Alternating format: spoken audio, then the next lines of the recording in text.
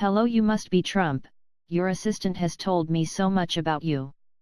I am Brenda Wilkinson and I am your new babysitter. I hope this is going to work out for us, as I have heard you have gone through several babysitters already.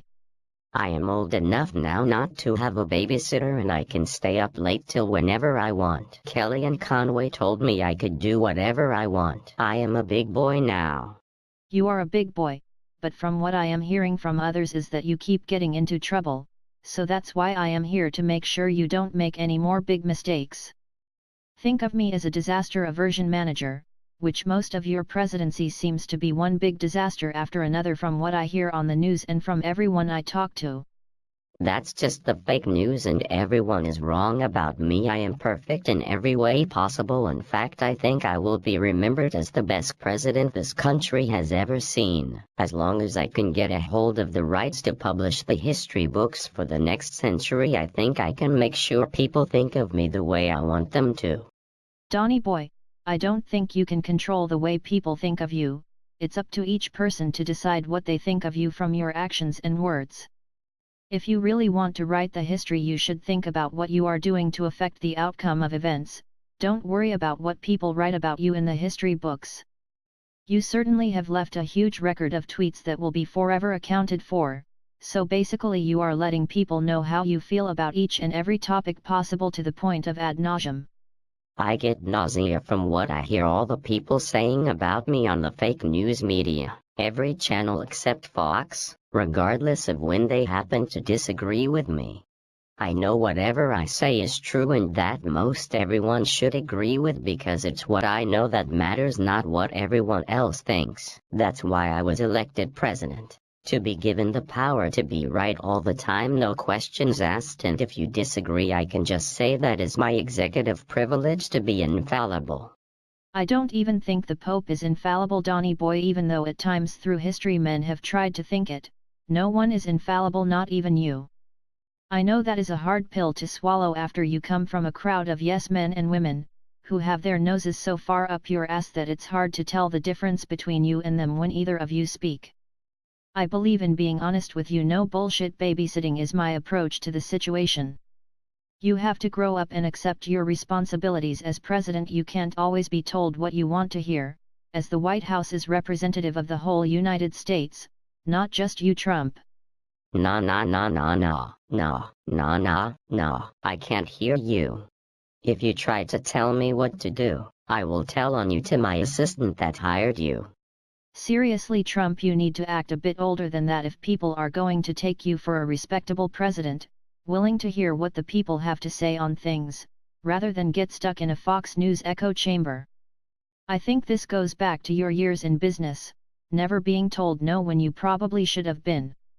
You have had a privileged life, and I think you were born with a silver spoon in your ass and have been pampered to the point you think no one else matters but you and what you think. Well, Trump, there are 7.7 billion people on this planet and you are just but one person amongst the vast sea of being. You are no more important than anyone else on the planet, and I think it's time you figured that out. I still can't hear you.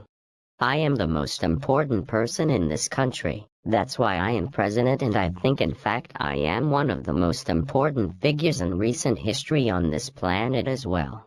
Of course, I was told I was right all the time in business, and while I was being raised because I am always right and will always be right no matter what, even when I happen to be wrong, I am right. For instance, take immigrants for example. They have no right to be in this country, as only I and my fellow Republicans can decide who is worthy of being a citizen in this country, as it is our God-given right. Trump, this country was built on immigration, and before it existed there were others who occupied this land which was invaded by Europeans. Your ancestry does not originate in this country, Trump. My mother is a first-generation immigrant in this country. She came from a small town in Mexico, and her parents came here for what they thought would be a better life, but also because their ancestors have occupied this country for thousands of years and they have a right to be here as much as anyone else.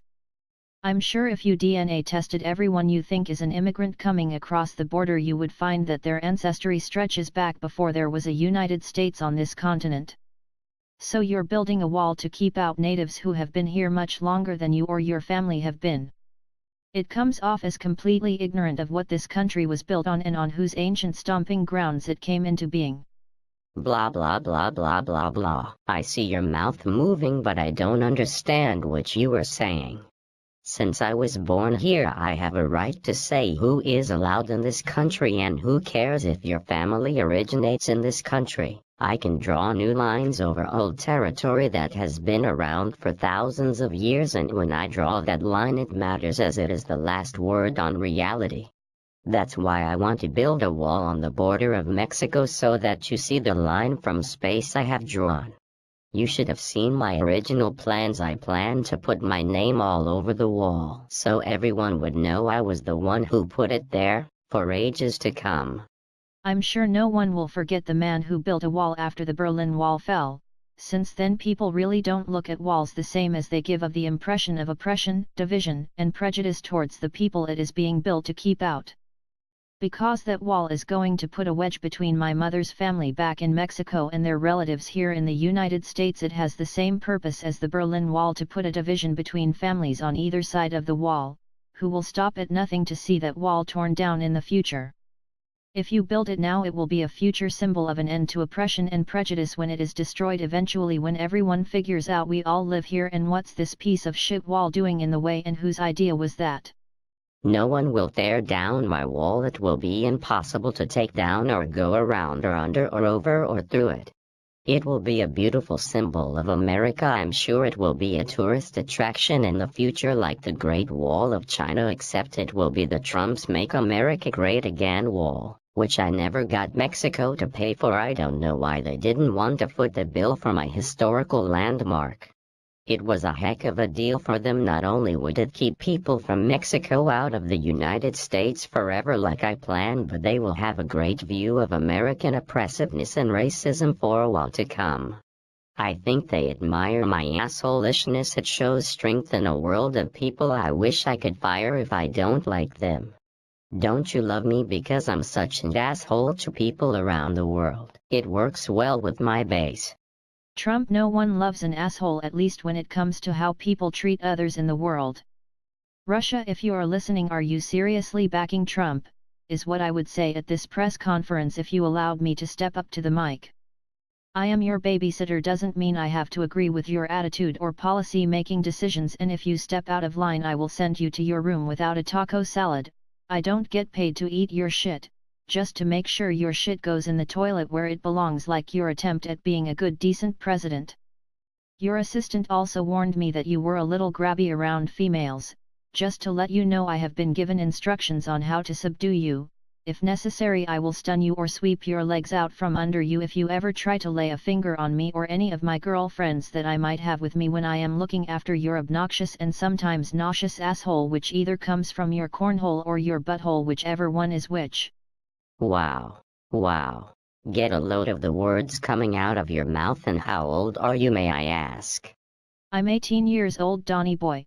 How old is your body? I already know how old your brain is, or rather how mature you seem to not be when it comes to dealing with things that someone of your physical age should have a firm grasp of when it comes to reality. I'm 70 plus 3.5 years old. I can watch R-rated movies whenever I want, and I don't have to go to bed when you tell me to. You tell yourself that, Trump. I will talk to you after you are done with the press conference, and we will discuss why I am in charge now and why there is nothing you can do right now. You are just going to have to accept it, as I have been given a job to do, and I will be damned if I am not going to do it right. You aren't going to get rid of me that easily. I have dealt with kids like you, except I would say they were much younger and more mature than you seem to be.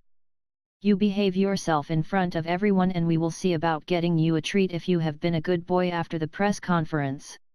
You are tough. I guess I will work with you for now. Since I didn't hire you, I can't fire you. But I will try my hardest to make this difficult for you if you don't do what I want you to. You are full of shit, Trump. I won't do what you want.